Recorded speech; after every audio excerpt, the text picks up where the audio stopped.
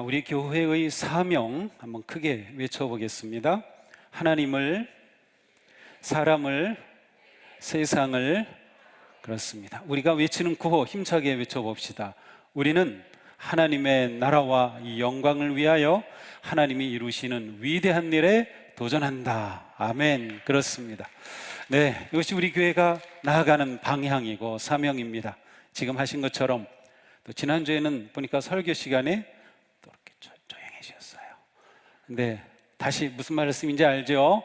네, 힘차게 우리 아멘 아멘 하면서 예배를 하나님 앞에 감동적으로 드려야겠습니다. 자, 요즘 우리 성도님들의 기도는 안녕한가요? 조금 아멘이시네요. 아멘. 네, 그렇습니다. 성도님 여러분은 자신의 기도 생활에 만족하고 계신가요? 조금 만족하시네. 네, 그래요. 아마 다 그럴 것 같습니다. 우리는 예수님을 믿은 이후에 지금까지 기도의 삶을 살았습니다. 신앙생활은 기도 생활입니다. 기도 없이 신앙생활 잘할 수 있다? 불가능합니다. 어느 날 예수님이 기도하시는 모습을 제자들이 보고서 우리도 저렇게 하고 싶다, 그런 마음이 드는 것 같아요. 그래서 예수님에게 기도를 가르쳐 주십시오 라고 요청합니다. 예수님은 그들이 볼 때 기도하시는 주님이셨습니다. 우리에게도 항상 제자들과 같은 마음이 있습니다. 나 기도하고 싶어. 나 기도 잘하고 싶어. 어떻게 하면 기도를 잘할 수 있을까? 이런 마음 가지고 있죠. 성도가 기도하기를 게을리하는 이유는 여러 가지입니다. 어떤 사람은 기도의 능력을 믿지 않습니다. 내가 문자를 보내면 반드시 상대방이 문자를 받는다는 것을 잘 알아서 문자는 잘 보내지만 하나님께 문자를 보내면 하나님께서 응답해 주신다는 것을 믿지 못하는 사람입니다. 어떤 사람은 과학 첨단 문명의 시대에 기도하는 것은 뭔가 나약한 인간의 모습이고 좀 미신적인 것으로 생각하기도 합니다. 어떤 사람은 기도하려면 반드시 조용한 장소가 있어야 하고 무릎을 꿇어야 하고 두 손을 모아야 하고, 그런데 그러할 장소가, 그러할 환경이 없다고 생각하기도 합니다.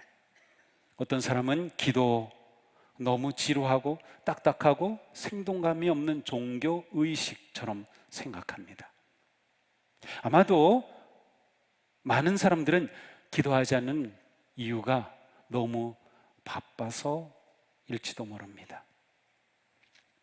그러나 어떤 이유에서든 성도에게 결코 기도는 지루하거나 마지못해 사는 일이 아닙니다. 결코 기도는 멈출 수 없는 것입니다. 왜냐하면 기도는 하나님과의 대화이기 때문이에요. 대화가 멈춰진다? 그것은 관계가 멀어진다는 겁니다. 이 대화에는 삶의 모든 것이 담깁니다. 우리의 크고 작은 일들, 모든 것들이 담겨요. 우리가 평소에 대화하듯이 말이죠. 기도는 하늘아버지이신 하나님과 대화하면서 사랑을 고백하고 아버지에 대해 더 깊이 알아가고 더 많이 알아가는 것입니다.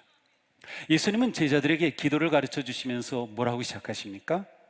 아버지요 라고 시작하셨어요. 이것은 예수님과 하나님 사이의 관계가 얼마나 친밀한지를 잘 드러내고 있습니다. 그렇습니다. 예수님은 아빠라고 부름으로 기도를 시작하셨습니다. 예수님과 하나님 사이가 이렇게 가까웠습니다. 기도는 무엇인가? 아빠와 사귀는 것이 기도입니다. 아빠와 사귀는 거예요. 기도를 통해 우리는 아빠와 더욱 가까워지고 친밀해집니다. 행복하고 좋은 인간관계는 대화와 소통에 달려 있습니다.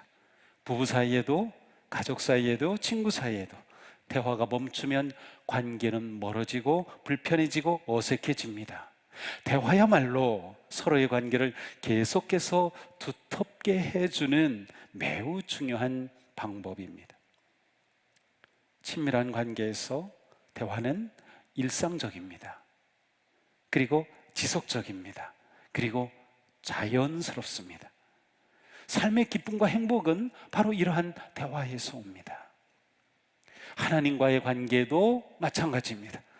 따뜻하고 친밀하고 좋은 관계는 함께하며 대화하는 시간의 질과 양에 달려 있어요. 우리가 하나님 아빠와 더욱 가까워지고 친밀하게 사귀기 위해서는 반드시 대화함으로 함께 시간을 보내야만 합니다. 이거 아주 중요한 거예요. 기본적이지만 중요합니다. 우리가 기도에 대해서 잘못 생각하는 것은 어떤 어려움이 있을 때, 문제가 있을 때 기도해야 한다고 생각하는 거예요. 물론 어려움 속에서 하나님께 도우심을 구하는 기도라는 것은 당연한 것이지만 이것은 기도의 한 부분에 불과합니다. 하나님의 자녀인 우리가 아빠와 친밀하고 신뢰하는 사랑의 관계를 형성하는 것이 기도의 핵심입니다. 정말 중요합니다. 아빠와 친밀하고 신뢰하는 사랑의 관계를 형성하는 것이 기도의 핵심이다. 자, 기도가 이게 핵심이다라는 것을 딱 잡으면 우리의 기도 자체가 달라집니다. 하나님과 친해지려면 하나님 아빠와 사귀는 시간과 노력이 있어야 합니다. 우리가 하나님과 친밀하게 사귀는 가장 일반적인 방법이 뭐가 있습니까? 예배, 말씀 묵상, 그리고 기도입니다. 특별히 기도는 빼놓을 수 없는 하나님과의 사귐의 시간입니다. 하나님과 사귀기 위해 하나님과 1대1로 데이트하면서 시간을 보내는 기도는 우리에게 매우 중요합니다. 기도는 성도가 누리는 일상의 기쁨이고 행복입니다. 기도를 행복한 순간, 행복한 시간으로 만들어갈 수 있어야 돼요. 그런데 하나님과 친밀하게 사귀는 것이 기도다라고 하는 것을 내가 알 때 이것이 가능해집니다. 이렇게 하나님과 가까워질수록 우리의 삶 전체가 온전히 새롭게 변화되고 하나님을 닮아가는 그러한 성도로 성장합니다. 자, 그렇다면 우리는 어떻게 하나님을 기쁘시게 하는 기도를 할 수 있을까요? 물론 기도 자체가 하나님을 기쁘시게 합니다. 우리가 기도하는 그 순간 하나님은 정말 기뻐하셔요. 하나님은 우리가 기도할 때마다 기뻐하셔요. 우리가 기도하는 마음으로 사는 걸 기뻐하셔요. 그러나 내가 어떤 마음으로 어떻게 기도하느냐에 따라서 우리는 하나님이 기뻐하시는 기도를 더 잘할 수가 있어요. 더 잘할 수가 있어요. 자, 어떤 마음일까요? 첫째, 자원하는 마음입니다. 하나님은 우리가 기도의 우선순위를 두고 자원하며 자발적으로 기도하는 것을 기뻐하셔요. 자원하는 마음은 기도가 기쁨이고 행복인 것을 드러내는 모습입니다. 그것이 너무 기쁘고 행복이기 때문에 자꾸 기도의 자리에, 기도의 시간을 갖는 것입니다. 이렇게 자원하는 마음으로 기도하는 성도는 삶의 모든 일을 이 기도에 다 담습니다. 자신의 삶의 모든 일을. 그렇습니다. 탄식과 아픔, 고통과 소원, 분노와 상처와 어려움, 물론 우리의 기쁨과 행복과 사랑과 감사까지 기도에 다 담기게 됩니다. 크고 작은 모든 것이 기도에 담겨요. 모든 일에 대해 마음을 열고 자원하여 하나님과 대화할 때 하나님은 너무도 기뻐하셔요. 자, 이렇게 자원하는 마음으로 기도하는 성도는 다양하고 창의적인 기도 방법을 찾아냅니다. 다시 말하면 나는 기도할 수 없어라는 이유를 찾는 것이 아니라 어떤 상황에서도 기도할 방법을 찾아요. 왜냐? 자원하는 그 기도가 행복이고 기쁨이기 때문에 자꾸 찾아냅니다. 나는 너무 바빠서 안 돼, 나는 준비가 안 돼 있어, 이러한 장소에서는 못해. 아닙니다. 자원하는 기도를 하는 성도는 어느 순간이든 기도가 될 수 있어요. 운전하면서도 기도하고요, 전철을 타고 가면서도 그 시간을 기도의 시간으로 만들어갑니다. 스스로 새벽에 일찍 일어나서 기도하는 성도님도 있어요. 또 잠자다가 잠에서 깨어났을 때, 잠이 오지 않을 때, 아, 하나님과 사귀어야지 하고 그 시간을 기도의 시간으로 만들 수도 있어요. 저도 무슨 일이었는지 어젯밤에 잠을 하나도 못 잤어요. 새벽 2시 반이 됐는데도 눈이 말똥말똥 나가서 또 성경 읽다가 또 이제 잠이 올까? 예전에는 성경 읽으면 잠이 잘 왔는데 성경 읽어도 잠이 안 와요. 그래서 계속 성경 읽다가 4시 반에 들어가서 잠이 안 와요. 그러다 한 5시쯤 잠이 들었나? 그런데 예배 드려야 되니까 5시 50분에 또 잠영정 소리에 깼어요. 제 60평생에 이런 적이 한 번도 없었어요. 무슨 일인지. 그런데 아마도 성경 읽으라고 그러신 것 같아요. 제가 1월 한 달에 성경 일독을 하긴 처음이에요. 목사이지만 이렇게 가면 올해 10독도 하겠다는 마음이 들어요. 그 시간 성경을 읽었어요. 다시 2번째 읽기 시작하는데 레위기 중반까지 읽었어요. 밤 잠을 못 자는 동안에. 우리는 어떤 시간이든 하나님께 기도하는 시간으로 만들 수 있어요. 자원하는 마음, 기도가 기쁨이고 행복일 때는 말이죠. 자발적으로 기도하는 성도에게는 기도할 수 없는 이유는 전혀 없습니다. 하나님은 성도들이 우리가 이렇게 자발적으로 기도할 때 너무도 기뻐하십니다. 2번째로 힘써 기도하는 것을 기뻐하셔요. 기도는 결코 수동적일 수가 없어요. 기도와 같은 의미로 사용되는 단어가 구한다는 단어입니다. 성경에 구하라 하는 말씀도 많이 있어요. 이 단어는 적극적으로 힘을 다해 열심히 기도한다는 뜻이에요. 적극적으로 힘을 다해 열심히 기도한다, 이것이 구한다라는 뜻입니다.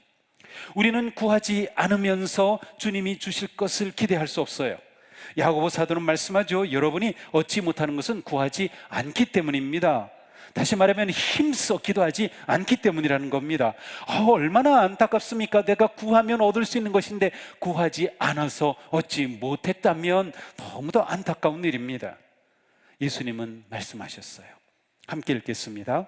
구하라, 그리하면 너희에게 주실 것이요, 찾으라, 그리하면 찾아낼 것이요, 문을 두드리라, 그리하면 너희에게 열릴 것이니 구하는 이마다 받을 것이요, 찾는 이는 찾으려는 것이요, 두드리는 이에게는 열릴 것이니라. 아멘. 자, 이 말씀에서 예수님은 기도하라는 이 말씀을 구하라, 찾으라, 두드리라는 표현을 사용해서 6번이나 반복하고 있습니다. 기도는 성도가 힘써서 해야 할 가장 중요한 것이기 때문입니다. 힘써 기도하는 성도는 어떻게 할까요? 행동합니다. 힘써 하는 기도, 행동합니다. 예를 들어 일용할 양식을 구합니까? 그렇다면 가만히 있지 않고 일자리를 찾아 나설 것입니다. 건강을 위해 기도합니까? 가만히 있지 않고 운동하고 음식 조절하면서 건강을 위해 행동할 겁니다. 이게 힘써 기도하는 사람의 모습이에요. 아주 중요합니다. 행동이 함께하지 않으면 기도의 열매가 없습니다. 행동이 없는 기도는 계획만 세우고 씨앗을 뿌리지 않는 농부와 같아요. 우리가 힘써 기도하며 행동할 때 하나님이 너무도 기뻐하십니다. 다음으로 구체적으로 기도하는 것이에요. 예수님은 말씀하셨습니다. 기도할 때에 이방인과 같이 중언부언하지 말라. 그들은 말을 많이 하여야 들으실 줄 생각하느니라. 하나님은 우리의 장황한 기도를 원하지 않으십니다. 의미 없이 되풀이되는 것도 원하지 않으셔요. 하나님은 우리가 진실한 마음으로 구체적으로 기도하기를 원하셔요. 기도하면서 불필요한 말을 자꾸 더 할 필요가 없어요. 아름답고 멋진 말로 꾸밀 필요도 없어요. 효과적인 대화는 간결하고 분명해야 하듯이 우리의 기도는 구체적이어야 합니다. 구체적인 기도에는 능력이 있습니다. 구체적인 기도는 하나님의 응답을 확실히 알게 해줍니다. 자, 우리가 기도할 때 만약 하나님, 우리가 서로 사랑하는 교회가 되게 해주세요, 기도한다고 합시다. 우리가 서로 사랑하는 교회가 되게 해주세요. 정말 좋은 기도죠. 얼마나 좋은 기도입니까? 그런데 이건 너무도 일반적입니다. 어떻게 해야 될까요? 여러 가지가 있겠죠. 하나님, 제가 가족을 좀 더 이해하게 해주세요. 하나님, 아무개 권사님과 제가 좀 관계가 틀어졌는데 하나님, 제 마음에 관용하는 마음을 주시고 그분을 품을 수 있게 해주세요. 하나님, 제 마음을 넓게 하여 주세요. 바로 구체적인 이러한 기도가 사랑하는 교회를 위한 기도인 거예요. 구체적으로 하는 기도에 능력이 있습니다. 구체적으로 기도하는 것에 대해서 하나님께 부끄러워할 필요가 없어요. 하나님께 뭐 이런 것까지도 기도해? 아닙니다. 제가 그분 이름은 잊어버렸는데요, 그 미국 개척 시대에 아주 훌륭한 목사님이셨어요. 근데 그분은 무엇까지 기도했는가 하면은 철물점에 못을 사러 가는데, 하나님, 제가 철물점에 가서 제가 꼭 필요한 좋은 못을 찾게 해주세요 라고 기도했다는 거예요. 요즘은 못이 이렇게 그냥 다 똑같이 나와서 뭐 고를 필요가 없어요. 그런데 옛날에는 수동으로 다 만들었기 때문에 그런 게 필요했던 거예요. 구체적인 기도입니다. 이러한 기도에 능력이 있어요. 구체적인 기도는 하나님의 응답을 확실히 알게 해줍니다. 그렇습니다. 너무도 중요합니다. 고상하고 큰 것을 구해야 좋은 기도인 것이 아닙니다. 우리가 구체적으로 진심을 담아서 기도할 때 하나님께서 우리의 삶 가운데 오시고 우리의 삶을 주장하시고 우리의 삶을 구체적으로 인도하여 주시는 겁니다. 우리의 기도가 구체적인 만큼 우리는 구체적으로 하나님께 영광을 돌릴 수 있어요. 구체적으로 하나님께 감사할 수 있어요. 그냥 하나님께 감사합니다, 이것도 좋은 고백이지만, 하나님, 저에게 이러한 놀라운 일을 해주신 하나님 감사합니다. 하나님, 제 아이가 이러한 마음 갖게 해주셔서 감사합니다. 구체적인 감사죠. 하나님이 기뻐하시는 기도는 또한 집중하는 기도입니다. 우리가 구체적으로 기도할수록 점점 집중할 수가 있습니다. 초점이 분명할수록 집중의 힘이 강해집니다. 하나님은 우리가 산만하게 중언부언하며 기도하기를 원치 않으셔요. 산만한 기도로는 하나님과 친밀한 관계가 세워질 수 없어요. 우리가 누군가하고 대화할 때도 마찬가지예요. 집중해야 합니다.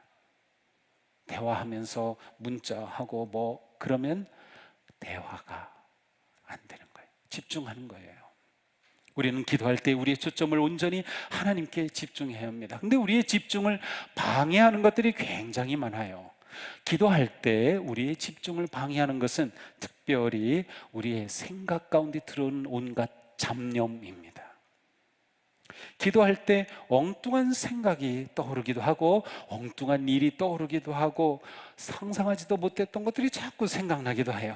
이러한 잡념의 마음을 빼앗기면 주의가 산만해지고 기도에 집중하지 못합니다. 이러한 잡념을 분심이라고 흔히 말합니다.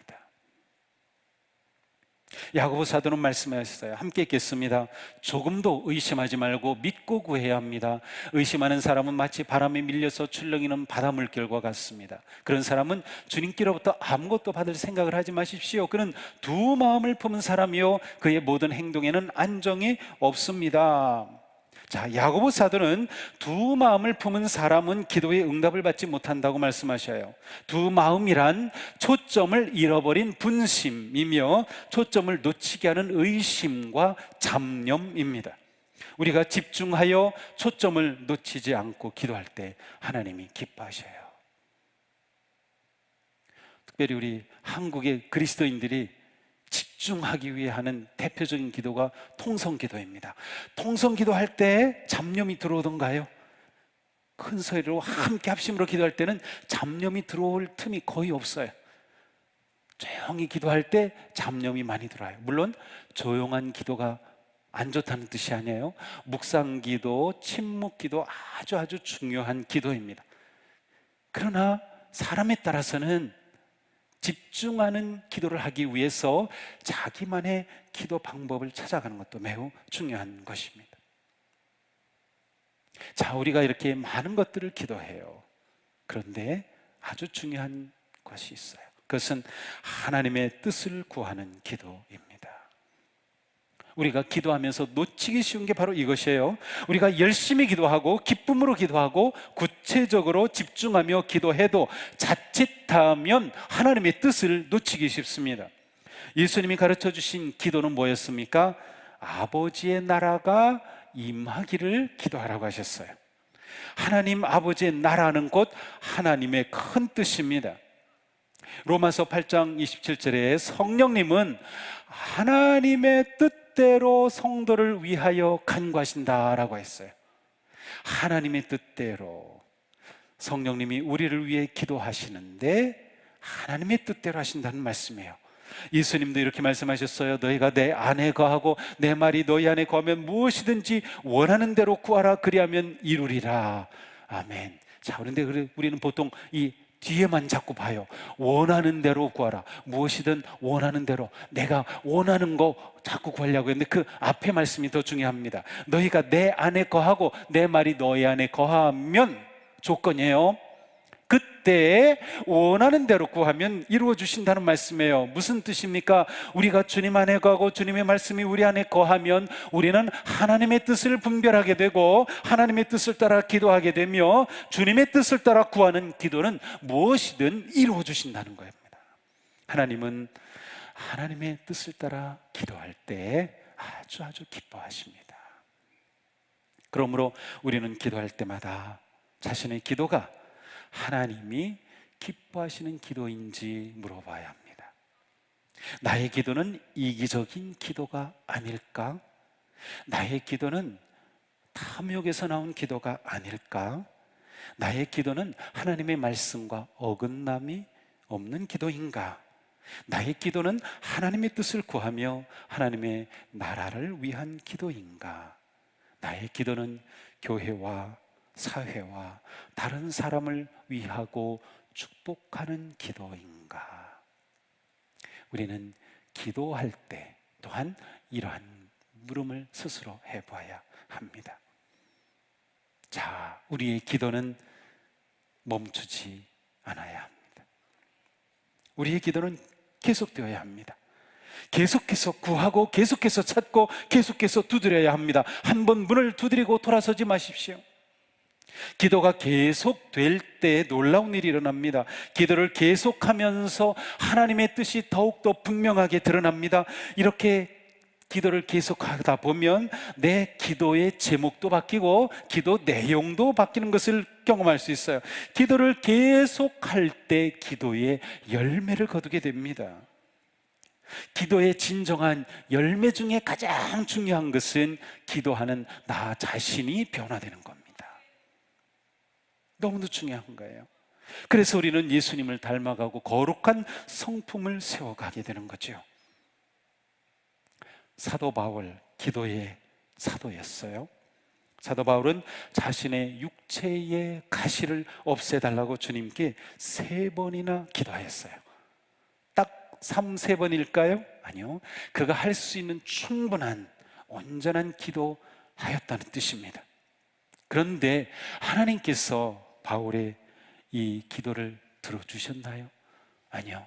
가시를 없애주지 않으시면서 이렇게 응답하셨어요. 내 은혜가 내게 족하다. 내 능력은 약한 데서 완전하게 된다. 이것이 바울이 받은 응답이었어요. 바울이 기도를 멈췄을까요? 아닙니다. 바울의 기도는 계속되었습니다. 그는 하나님을 더 친밀하게 경험하며 의지하였고 그의 기도는 더욱 하나님의 뜻에 자신을 맞춰가는 기도로 성장하게 되었어요. 그 바울이 말씀하는 겁니다. 끊임없이 기도하십시오. 항상 기도하라는 거예요. 그렇습니다. 기도는 멈출 수 없습니다. 우리가 지속적으로 기도하는 것을 하나님 기뻐하셔요. 내가 기도의 자리 그 시간에 그 자리에서 지키던 그것 계속 지켜가는 것 하나님 기뻐하셔요. 코로나 때문에 혹시 그 자리 잃어버리셨나요? 찾아야 할 때입니다. 그렇습니다. 기도는 하나님 아빠와 사귀는 것이라고 했어요. 기도할수록 우리는 기도 자체가 큰 기쁨이고, 기도 자체가 이미 응답이며, 기도 자체가 능력임을 깨닫게 됩니다. 하나님과 온전히 깊고 친밀한 관계와 교제 안에서 우리의 숨 쉬는 모든 순간은 거룩한 기도로 변화됩니다. 이렇게 기도는 우리의 호흡이 되고 우리 안에 계신 주님과 하나가 되며 천국의 길을 주님과 함께 걷는 행복한 순례자가 됩니다.